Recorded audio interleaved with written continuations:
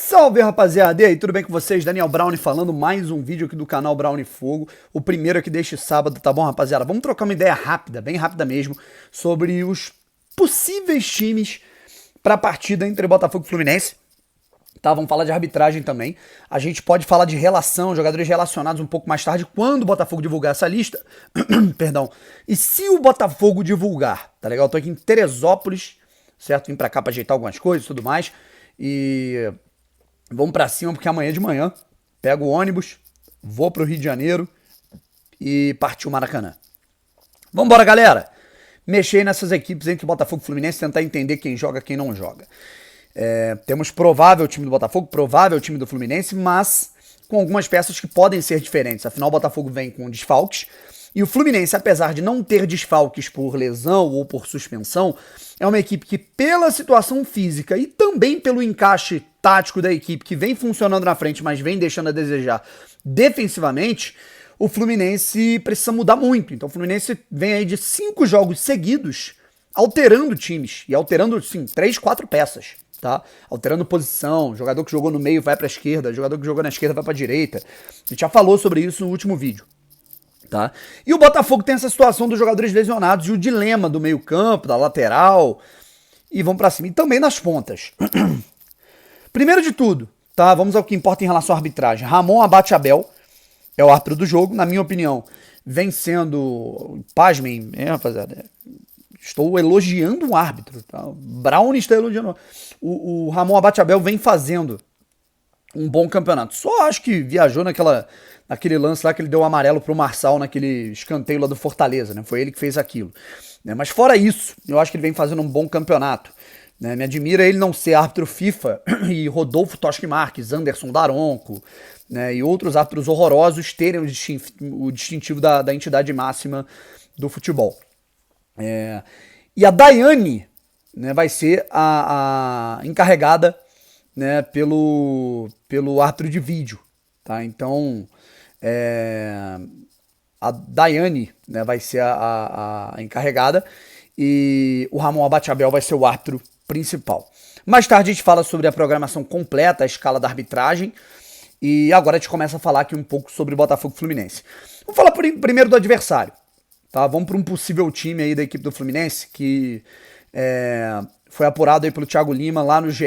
Globo. O Thiago, que é um baita setorista, inclusive cobriu muito bem o Botafogo nos períodos ali entre 2015 e 2017, se eu não me engano, ou 16 e 18, né, mas foi muito bem. E é o seguinte, vamos lá, para essa escalação, essa possível escalação do Fluminense. Com o Fábio no gol. Fábio tá prestes a bater um recorde, né? Ele pode igualar ou ultrapassar o Diego Cavalieri em número de jogos sem levar gol, né? Lá em 2012, que foi a principal fase do Cavalieri naquele título brasileiro do Fluminense, que ele não bate esse recorde contra o Botafogo, óbvio, né? Fábio no gol, Samuel Xavier vai na lateral direita, ao invés de colocar ali, né, por exemplo, o Martinelli ou algo do tipo. A zaga com o Nino e o Manuel. E na lateral esquerda vai o Calegari, certo? O Calegari, eu falei Martinelli na primeira, desculpa que eu quis falar Calegari. Eu não sei porque eu confundo tanto os dois, né? Mas o Calegari, ele já atuou na lateral direita, tem momentos que ele atua no meio. E aí contra o Avaí, ele jogou na lateral esquerda e o Diniz pode repetir o jogador por ali. No meio campo, tá? Meio campo do Fluminense com o André, o Iago Felipe, tá? Que é bem diferente, por exemplo, da qualidade que tinha o meio-campo com o André e o Nonato. Nonato que se despediu do futebol da Bulgária, foi jogar no Ludogorets. Do lado direito, Martinelli, aí sim, atuando ali como um extremo do lado direito, né? Fazendo a cobertura naquele setor e ocupando o espaço por ali no ataque. Do lado esquerdo, o John Arias, obviamente como o cérebro do time, Paulo Henrique Ganso e Germán Cano do ataque. O que eu acho dessa escalação, rapaziada? O Fluminense é uma equipe que ela varia muito em termos de ataque, porque parece que todos os jogadores sabem o que fazer na dinâmica de posse. O Fluminense é uma equipe de toques curtos. O Fluminense é uma equipe de aproximação. O Fluminense é uma equipe que tem um ataque funcional. Muitos analistas táticos e muitas pessoas assim do ramo acadêmico do futebol não gostam desse termo ataque funcional. né? Mas digamos que um ataque não posicional. O oposto, por exemplo, do que tem no Botafogo. Botafogo, o que você tem quando o Botafogo tá atacando? O Jefinho, se tá na esquerda, ele tem que ficar na esquerda. O Vitor Sá, se ele tá na esquerda, na direita, ele tem que ficar na direita. O Tiquinho tem que ficar centralizado. O Eduardo tem que ficar na meia esquerda. O fulano tem que ficar na meia direita. Todo mundo guarda o setor. É uma predisposição por setor para que você esteja bem posicionado para receber a bola e atacar com mais clareza e ganhar tempo. Né? Claro, dando certo o ataque posicional. O ataque funcional é você dar liberdade aos atletas no setor ofensivo. Por exemplo, o Martinelli está ali jogando pelo lado direito, mas no momento de uma investida pelo ataque do lado esquerdo do Fluminense, o Martinelli pode muito bem centralizar, para que você tenha, por exemplo, uma descida ali do Samuel Xavier. Em alguns momentos o Ganso, você vê o Ganso, ele faz o para-brisa, tem momentos que ele dialoga ali jogando do lado direito, tem momentos que ele vai do lado esquerdo, tem momentos que ele encosta no cano. Então é uma equipe muito mais livre para atacar. Isso tem suas consequências, boas e ruins. A consequência boa, digamos assim, é que o Fluminense ele não precisa ficar preso a jogadores de determinadas características por posição. Por exemplo, o Fluminense tinha o Luiz Henrique como ponta. O Luiz Henrique foi embora, o Fluminense sente a falta do Luiz Henrique, é claro, que é um ótimo jogador, um jogador com uma qualidade técnica de 1 contra 1 absurda. E aqui isso ganha jogo, né, em qualquer lugar, né? Mas a partir do momento que você tem John Arias, que é um segundo atacante, ele não é propriamente aquele ponta ligeiro que vai pra cima, não é um chefe, não tem a mesma característica do Jefinho, por exemplo. E do outro lado você tem o Martinelli, que também não é um ponta-ponta. O Fluminense consegue ter essa dinâmica nas suas movimentações, no seu entrosamento e na sua troca de passes. Só que agora, a questão é que o Fluminense, com isso, tem uma recomposição complicada. O Fluminense, quando perde a bola, ele tem uma transição defensiva bem complicada, e é aí que o Botafogo pode se favorecer, sabe? Como é que pode ir a campo o time do Botafogo, rapaziada? Como é que pode ir a campo o time do Botafogo nesse sentido?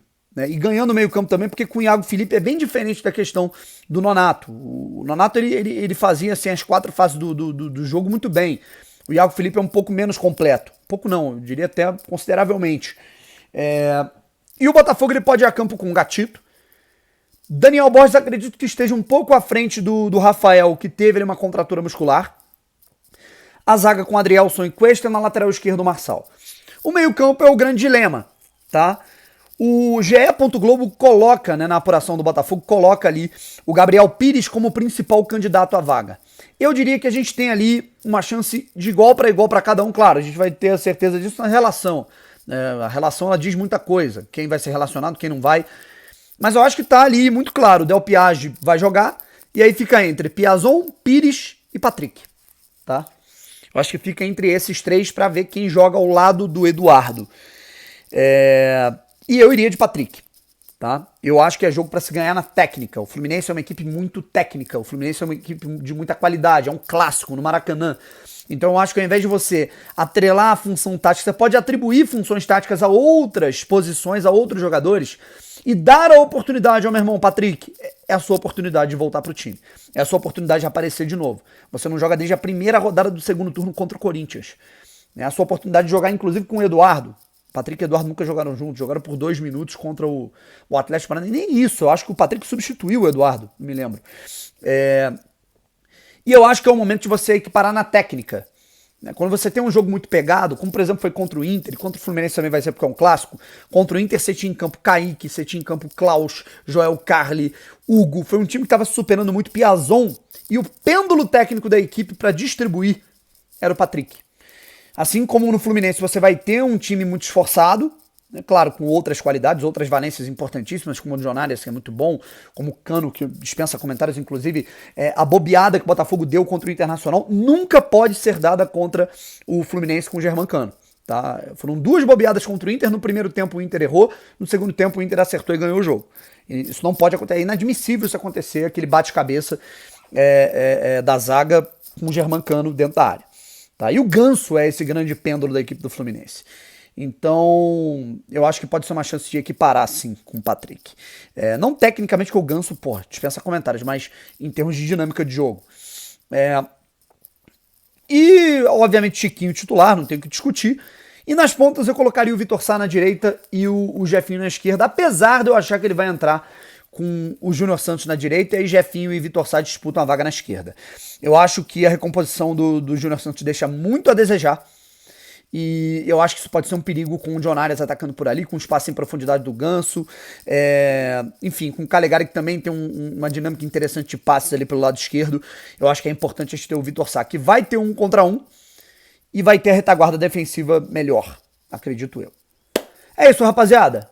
Um beijo pra todos, obrigado pelo carinho, pela audiência, se inscreva aqui no canal, deixa o like, ativa o sininho e fui!